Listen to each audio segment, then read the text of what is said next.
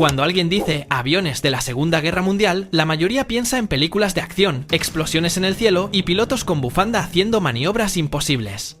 Pero la realidad es más interesante que cualquier película. Estos aviones definieron batallas, cambiaron el rumbo de la guerra y algunas de sus decisiones de diseño todavía influyen en la aviación moderna. Esto es todo lo que necesitas saber de los mejores aviones que cruzaron ese cielo.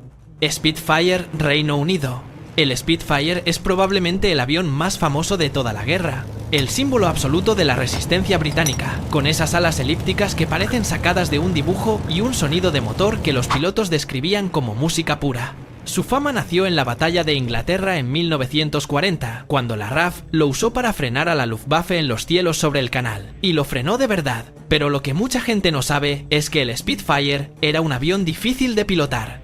El tren de aterrizaje era estrecho, el motor Merlin tenía problemas en maniobras invertidas y al principio los pilotos necesitaban un entrenamiento intensivo para no destruirlo en tierra antes de llegar al combate. Aún así, en manos de alguien con habilidad era casi imbatible a media y alta altitud. Se produjo en más de 20 variantes distintas durante toda la guerra, mejorando en cada una. No era perfecto, era legendario. ¡Preparado!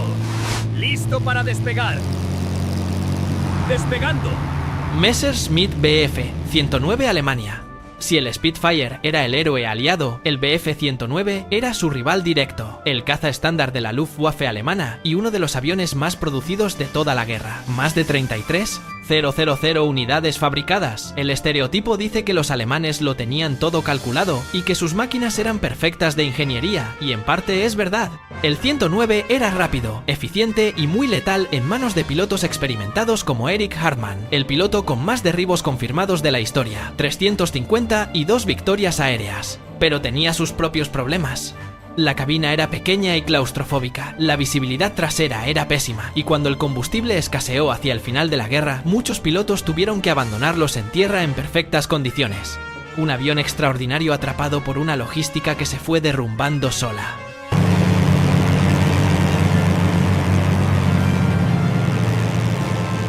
Primer 51 Mustang Estados Unidos.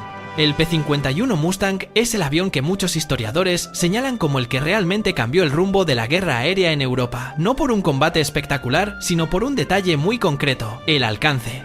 Antes del Mustang, los bombarderos americanos llegaban a Alemania, pero sus cazas de escolta tenían que darse la vuelta a mitad del camino, y los bombarderos sin escolta eran blancos fáciles. El Mustang llegó con depósitos de combustible adicionales y un motor Merlin adaptado que le daba una autonomía que nadie esperaba. De repente, los cazas americanos podían llegar hasta Berlín y volver. Los pilotos alemanes que llevaban meses destruyendo formaciones de bombarderos se encontraron con una escolta que los igualaba o superaba en casi todas las condiciones. Así de simple cambió la ecuación. En el Pacífico también se usó con el mismo resultado dominante. Mitsubishi A6M0 Japón. El Zero fue la pesadilla de los aliados en el Pacífico durante los primeros años de la guerra. La imagen típica es la del ataque a Pearl Harbor, aviones japoneses llegando sobre una base que no esperaba absolutamente nada, pero el Zero era mucho más que ese momento. Era el caza más avanzado del Pacífico cuando apareció en 1940, extremadamente maniobrable, con un alcance enorme y capaz de volar horas sobre el océano. El problema era que para conseguir todo eso, los ingenieros sacrificaron algo fundamental: la protección del piloto. Sin blindaje y sin depósitos de combustible sellados, cuando un Zero recibía un impacto en condiciones, ardía. Los pilotos aliados tardaron en descubrir cómo combatirlo, pero cuando lo aprendieron, la regla era clara: no dejarse atrapar en giros lentos y atacar en picado. En ese escenario, el Zero no podía seguirlos. B-17 Flying Fortress, Estados Unidos. El B-17 Flying Fortress es la imagen del bombardero estratégico por excelencia. Un avión enorme, 4 motores, armado con ametralladoras en casi todas las direcciones y capaz de penetrar profundo en territorio enemigo. Las tripulaciones lo describían como una fortaleza volante no por marketing, sino porque realmente podía absorber daños que habrían destruido a cualquier otro avión. Hay registros de F-17 que llegaron a base con un motor destruido, sin tren de aterrizaje funcional y con la estructura tan dañada que los mecánicos no entendían cómo había volado. Pero la vida dentro era brutal. A 8000 metros de altitud el frío llegaba a menos 50 grados. Las misiones sobre Alemania eran largas y peligrosas, y las pérdidas entre las tripulaciones de bombarderos fueron de las más altas de toda la guerra aérea aliada. Cada vuelo era una misión real, no una película. ¡Atención! ¡Prepárate para el despegue! Focke-Wulf FW-190 Alemania. El FW-190 apareció en 1941 y fue una sorpresa muy desagradable para la RAF.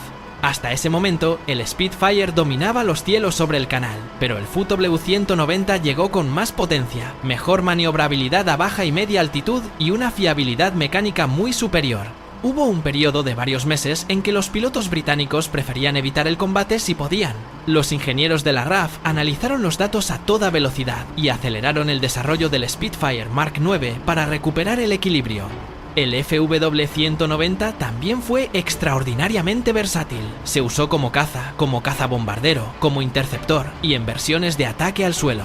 Su diseñador, Kurt Tank, quería un avión que funcionara bien aunque el mantenimiento fuera mínimo. Lo consiguió. Es uno de los aviones de la guerra que más se subestima fuera de los círculos de historia militar.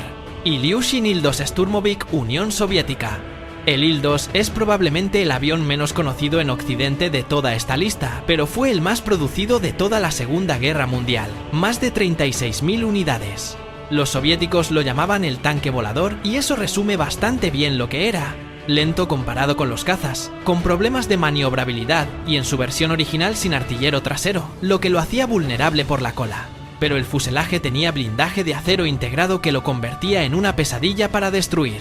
Stalin llegó a decir que los Il-2 eran tan necesarios para el ejército rojo como el pan o el aire. En el frente del este se usaban para atacar columnas de tanques alemanes en picado y causaron pérdidas enormes. Era bruto, simple y extraordinariamente eficaz en lo que hacía. No necesitaba ser elegante para cambiar batallas. Avro Lancaster, Reino Unido. El Lancaster es el bombardero nocturno que los británicos usaron para llevar la guerra directamente a las ciudades industriales alemanas. Grande, oscuro, con 4 motores y capaz de cargar bombas de un tamaño que otros bombarderos no podían ni intentar.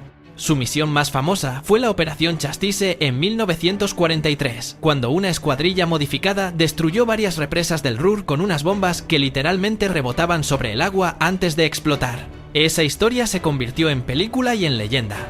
Pero el día a día de las tripulaciones era muy distinto. Las misiones nocturnas sobre Alemania tenían pérdidas altísimas. La defensa antiaérea alemana era devastadora y muchas tripulaciones completaban muy pocos vuelos antes de no volver. El Lancaster era un arma brutal en el marco de una estrategia brutal. Y aún así, sus pilotos seguían subiendo. 38 Lightning, Estados Unidos. El P-38 tenía un aspecto que no se parecía absolutamente a nada de su época. 2 fuselajes, 2 motores y una cabina central que le daban un perfil imposible de confundir con cualquier otro avión. Los japoneses le llamaban el diablo de las 2 colas. Se usó principalmente en el Pacífico y en el Mediterráneo y fue el avión con el que se derribó el aparato del almirante Yamamoto, el arquitecto del ataque a Pearl Harbor, en una emboscada aérea sobre Bougainville en 1943. Era rápido en altitud, tenía un alcance enorme para ser un caza y los 4 cañones en el morro disparaban sin el problema de sincronización que tenían los aviones con hélice delantera. Un diseño inusual que resultó extraordinariamente efectivo. Richard Bong, el as americano con más victorias de la guerra, consiguió sus 40 derribos pilotando exclusivamente este avión. Yak-3 Unión Soviética. El Yak-3 es el caza soviético que los pilotos de la Luftwaffe aprendieron a respetar de mala manera. Liviano, rápido a baja altitud y extremadamente maniobrable en el combate cercano. Las fuerzas aéreas alemanas llegaron a emitir una orden interna advirtiendo a sus pilotos que evitaran el combate de giro con Yak-3 por debajo de 5.000 metros porque las probabilidades de salir bien eran bajas. No muchos aviones de ninguna guerra consiguen ese nivel de reconocimiento del propio enemigo. Fue diseñado con simplicidad extrema para que pudiera fabricarse en las condiciones de guerra soviéticas, que no eran precisamente las de una fábrica tranquila. El resultado fue un avión que equilibraba rendimiento con producción masiva mejor que casi cualquier otro caza de la guerra. Los franceses del regimiento Normandie-Niemen lo pidieron expresamente cuando les ofrecieron elegir un modelo para combatir en el frente del este. Heinkel G-111, Alemania. El E-111 es la imagen del bombardero alemán que apareció en todos los noticiarios de la guerra. Ese fuselaje acristalado en la nariz, esa silueta inconfundible sobrevolando ciudades durante el Blitz sobre Londres en 1940, fue el bombardero principal de la Luftwaffe en la primera mitad de la guerra y su diseño venía de los años 30, cuando Alemania lo camuflaba públicamente como avión de pasajeros para esquivar las restricciones del Tratado de Versalles. El problema es que cuando llegó la guerra real, el G-111 ya se estaba quedando obsoleto. Era lento, su carga de bombas era limitada comparada con los bombarderos aliados y la defensa contra cazas enemigos era insuficiente. Contra la RAF en la batalla de Inglaterra perdió muchísimos aparatos porque necesitaba escolta de cazas y los Bf-109 no tenían autonomía suficiente para protegerlos durante todo el vuelo. Un avión que llegó a la guerra siendo ya demasiado del pasado. F-4U Corsair, Estados Unidos. El Corsair es el caza de alas de gaviota que se volvió leyenda en el Pacífico. Los japoneses le llamaban la muerte silbante por el sonido característico que hacían sus tomas de aire al descender en picado. Inicialmente la Marina americana lo rechazó para operar desde portaaviones porque el tren de aterrizaje complicaba los aterrizajes en cubierta.